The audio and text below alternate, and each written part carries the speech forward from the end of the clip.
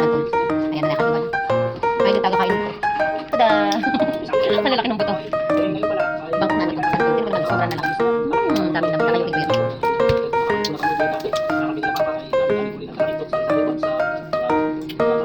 Gawa tayo ng sinantulhan. Wow! Talagay mo dito yung mga buto. Tagaw yung juice. So, mga copyright ako. Uy, nai na. Oh, medyo ito. Kasi kahapon pa ito. Mga kinawagan. Kaya nakakahina. Dahil pang minit. Kaya nakahina. Isang buto.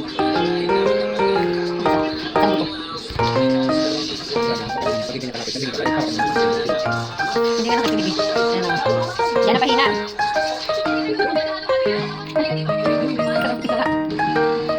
Malapit na ng malapit-lapit.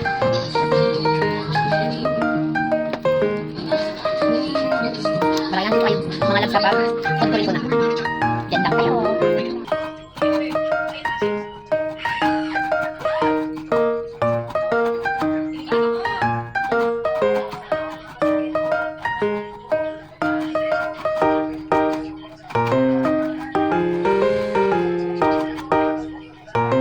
Mga laps, ito na yung kanina yan. Nagkilay ko kanina. Ito na siya. Piga ko na. Ngayon, ito na yung unang gata. Ang gata. Dalit lang yung aming video. Nakalimutan ko ang video. Sana nga hindi na. Sana tama na. Kasi unang luto ko na wala asim. Hindi na masarap siya. Na, unang gata yan. Kakang gata. Ulit. Tapos, yung pangalawang gata. Ito. Ito yung lalagyan natin doon. Kapag natin ang mainit na tubig. Hindi naman siya sobrang init. Kasi medyo lang parang lubos yung gata talaga. Ah, may init pala. Pero kain man. Sana perfect na yung luto ko. Ay.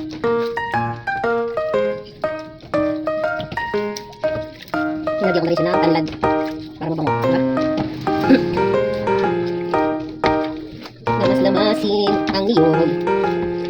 Perfect na ito mga loves. Gusto ko na talaga natuto ang luto nito. Kasi talaga nawala yung asim ng luto ko. Mas gusto ko itong yung ganito ako mismo nagagata kasi yung mga repack na ngayon nabibili na nasa pouch na nagagata. So sarap talaga yung sarili ng ginagawa yung original ba. Mas lasang-lasa. Pero minsan pag walang wala din talaga na yung nabili ng niyog hindi na ginagamit ko. Pero hindi ako happy pag hindi ginamit. Nailalagay natin dito sa kawali.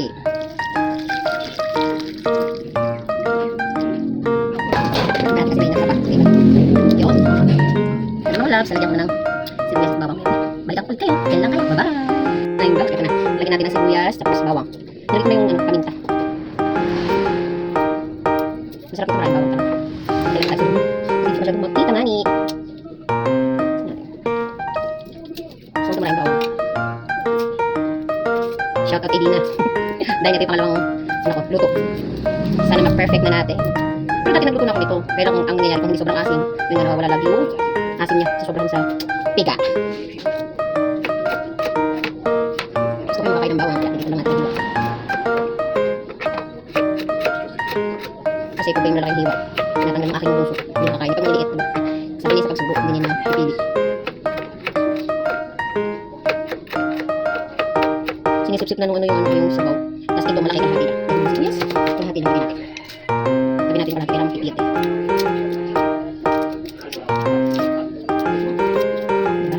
Diba? Wise na nanay.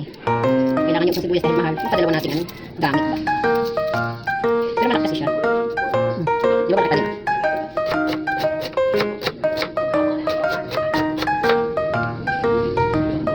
Ano to? Tignan natin. Balikan ulit yung mamaya. Diyan lang kayo. Ito na. Bago natin sana pakita sa inyo. Tada! Ay, yan. Balikan ulit yung mamaya. At ito mga labs. Yung kanyang, yung buto ng santo. Ito na. Gagawin santo juice. Pinagod sa sarili. May konti kasi pa siya. May masarap pagkain. Ayan na siya. Nilagay ko na yung kakang gata. May CD siya. May sahog na rin siya. Tapos, ito yung kanyang tanlad. Yan ang dabis na yung tanlad na yan. Ayan yung tanlad. Tapos may CD siya. Mamaya under-rice na naman to. Wala naman diet. Yan ang aking sinantol. Ayan, ayan na yan. Balikan ko ulit mamaya mga las. Bye-bye. Yan na. Tapos na lutuin. Success ang luto. Thank you for watching. Sinantolan, yummy.